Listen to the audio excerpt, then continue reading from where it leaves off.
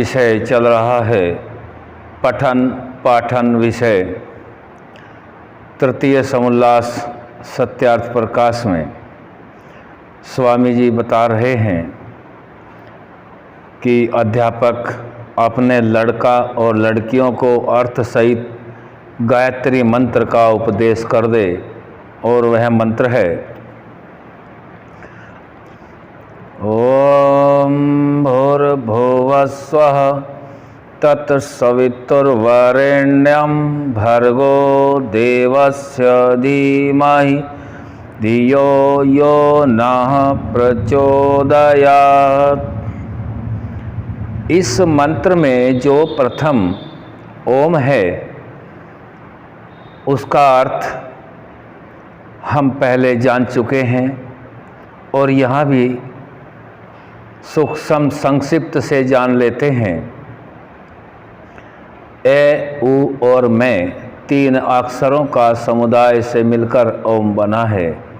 ऐसे आकार अर्थात विराट, उ से उकार अर्थात हिरण्यगर्भ, मैं से मकार ईश्वर आदित्य आदि जो ऐश्वर्य, यह ओमकार का अर्थ है। हम सभी ओम का उच्चारण करते समय उसके विराट रूप किसने धारण किया है और यह ऐश्वर्य किसका है, इसका विचार करें। यह ओम का संक्षिप्त अर्थ है, पीछे भी बता चुके हैं। अब तीन व्याहतियों के अर्थ संक्षेप से जानते हैं। भूरति वै प्राणः, यह प्राणयति चराचरं जगत् सभो स्वयंभूरीश्वरः, जो सब जगत के जीवन का आधार, प्राण से भी प्रिय और स्वयंभू है, उसका वाचक होके भू परमेश्वर का नाम है। भुवरित्यपानः, यह सर्व दुखम पानयति सौपानः, जो सब दुखों से रहित, जिसके संग से जीव सब दुखों से छूट जाते हैं, इसलिए उस परमेश्वर का नाम भुवः है। स्वरिति व्यानः, यो विविधम जगत व्यानयति व्याप्नोति स व्यानः, जो नानाविध जगत में व्यापक होके सब का धारण करता है, इसीलिए उस परमेश्वर का नाम स्व है। ये तीनों वचन तैत्तिरीय आरण्यक के हैं। सवितु, यह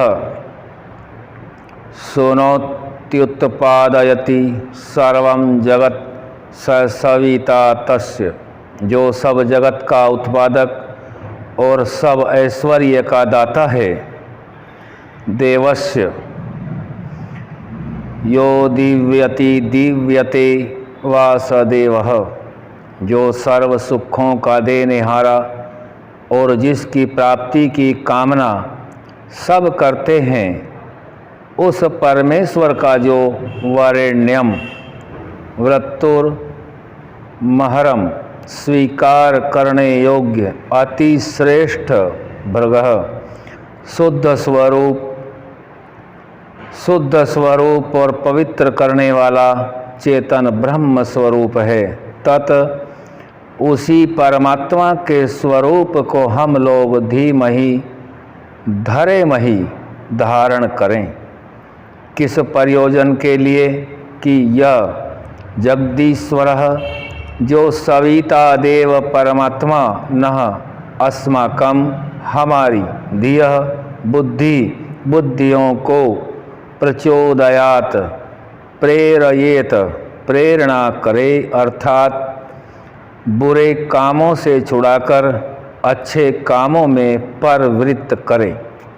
इसका भावार्थ इस प्रकार है, हे मनुष्यों, जो सब समर्थों में समर्थ, सच्चिदानंद आनंद अनंत स्वरूप नित्य शुद्ध, नित्य बुद्ध, नित्य मुक्त स्वभाव वाला, कृपा सागर, ठीक ठीक न्याय करनेहारा, जन्म मरण आदि कलेश रहित, आकार रहित, सबके घट घट का जाननेहारा, सबका धर्ता, पिता, उत्पादक, अन्न आदि से विश्व का पोषण करनेहारा, सकल ऐश्वर्य युक्त, जगत का निर्माता, शुद्ध स्वरूप और जो कामना करने के योग्य है, उस परमेश्वर को छोड़कर हम किसी अन्य का ध्यान न करें, क्योंकि न तो कोई उसके तुल्य है और न कोई उससे अधिक है। वही हमारा पिता, राजा, न्यायाधीश और सब सुखों का देनेहारा है। इस प्रकार गायत्री मंत्र का उपदेश करके संध्योपासन की जो स्नान, आचमन, प्राणायाम आदि क्रिया हैं सिखलावें। प्रथम स्नान इसलिए है कि जिसके शरीर के बाह्य अवयवों की शुद्धि और आरोग्य आदि होते हैं। इसमें प्रमाण है अद्भिर्गात्राणि शुद्ध्यन्ति मनः सत्येन शुद्ध्यति विद्या तपोभ्याम भूत आत्मा बुद्धिर्ज्ञानेन शुद्ध्यति। यह मनुस्मृति का श्लोक है। जल से शरीर के बाहर के अवयव, सत्य आचरण से मन, विद्या और तप अर्थात सब प्रकार के कष्ट सह के भी धर्म ही के अनुष्ठान करने से जीवात्मा ज्ञान अर्थात पृथ्वी से लेके परमेश्वर पर्यंत पदार्थों के विवेक से बुद्धि दृढ़ निश्चय और पवित्र होता है। इससे स्नान भोजन के पूर्व अवश्य करना। दूसरा प्राणायाम, इसमें प्रमाण है प्राणायामाद शुद्ध यक्षये ज्ञान दीप्तिरा विवेक ख्याते। यह योग सूत्र का वचन है। जब मनुष्य प्राणायाम करता है तब प्रत्येक क्षण उत्तरोत्तर काल में अशुद्धि का नाश और ज्ञान का प्रकाश होता जाता है। जब तक मुक्ति न हो तब तक उसके आत्मा का ज्ञान बराबर बढ़ता जाता है। दूसरा प्रमाण दे रहे हैं दह्यन्ते ध्यामाय मानुना दह्यन्ते ध्यामाय मानानां धातूनां च यथा मलः तथेन्द्रियाणां दह्यन्ते दोषः प्राणस्य निगृहात्। यह मनुस्मृति का श्लोक लिया गया है। जैसे अग्नि में तपाने से स्वर्ण आदि धातुओं का मल नष्ट होकर शुद्ध होते हैं, वैसे प्राणायाम करके मन आदि इंद्रियों के दोष क्षीण होकर निर्मल हो जाते हैं।